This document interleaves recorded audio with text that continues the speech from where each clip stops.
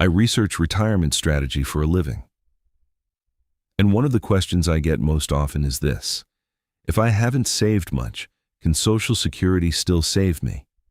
Here's what the data says. According to the Social Security Administration, Social Security represents more than 50% of total income for roughly half of Americans aged 65 and older. For late starters, that number can be even higher. So getting this one decision right, when and how to claim, could be worth tens of thousands of dollars over your lifetime. In the next 10 minutes, I'm going to walk you through the core strategies that can help you squeeze every dollar out of your Social Security benefit. No jargon, no sales pitch, just the mechanics, clearly explained. Chapter 1. How your benefit is actually calculated. Before you can optimize anything, you need to understand what you're working with. The SSA calculates your benefit using something called your Average Indexed Monthly Earnings, or AEME. They take your 35 highest earning years, adjust them for wage inflation, and run them through a formula. That formula spits out your primary insurance amount, your PIA. That's the monthly benefit you'd receive at your full retirement age. Here's where late starters need to pay close attention. If you have fewer than 35 years of earnings on record, the SSA fills the missing years in with zeros. According to the Social Security Administration's official benefit calculation rules, those 0 years directly reduce your AME, and therefore your monthly benefit. So if you worked 25 years instead of 35, 10 of your highest earning years in the formula are simply zero. That math is unforgiving. But there's a fix, and it's one of the best moves a late starter can make. Working additional years, even at a modest income, replaces those 0 years with actual earnings. That raises your AM, that raises your PIA, and that raises every monthly check you receive for the rest of your life. How much this helps depends on your specific earnings history, but the direction is almost always positive. Chapter 2. The Powerful Math of Delayed Claiming. Now let's talk about timing. This is where late starters often leave the most money on the table. You can claim Social Security as early as age 62, but doing so reduces your benefit permanently. According to the SSA, claiming at 62 can reduce your benefit by up to 30% compared to waiting until your full retirement age, which is 67 for anyone born in 1960 or later. And it gets better if you wait beyond that. For every year you delay past your full retirement age, up to age 70, your benefit grows by 8%. That's not a market return. That's a guaranteed, inflation-adjusted increase backed by the federal government.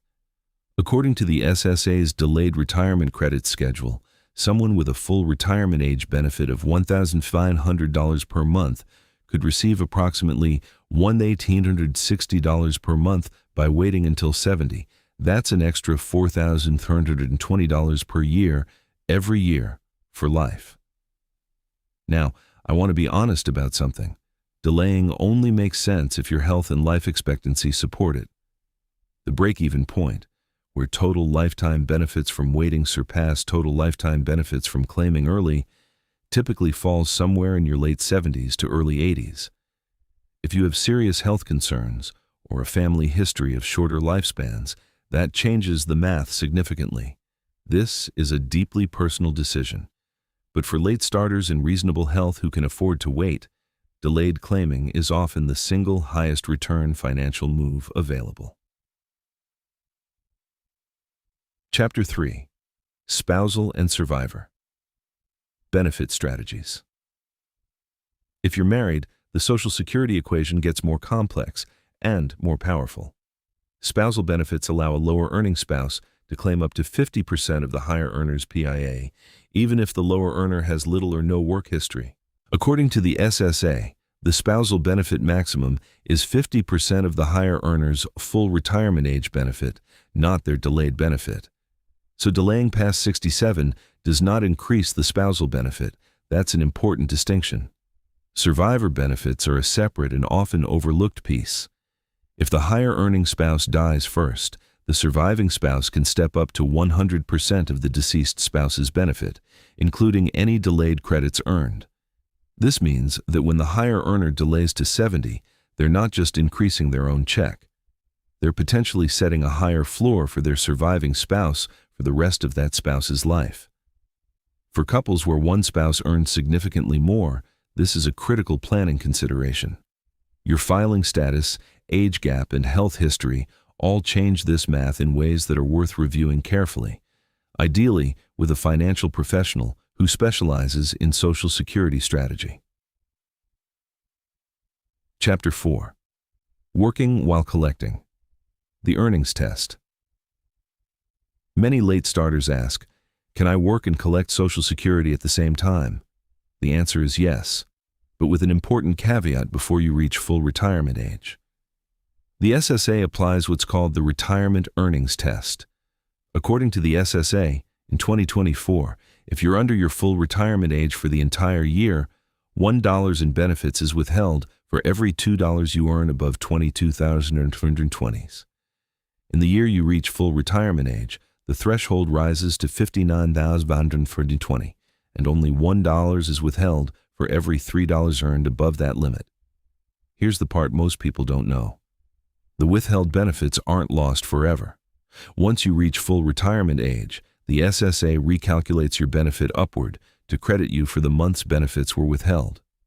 So while the earnings test creates a short-term cash flow reduction, it's not permanent. But the timing still matters. If you're relying on that income month to month, the withholding can create real pressure. Your income level, your expenses, and your tax situation all factor into whether working while claiming makes sense for you. Chapter 5. Coordinating Social Security with your other assets. For late starters, Social Security rarely exists in a vacuum. Many people have some retirement savings, a 401k, an IRA, maybe a small pension. How you sequence withdrawals from those accounts alongside Social Security can have a significant tax impact. According to the IRS, up to 85% of your Social Security benefit may be taxable if your combined income, that's your adjusted gross income plus non-taxable interest plus half your Social Security benefit, exceeds $34,000 for single filers or $44,000 for married couples filing jointly.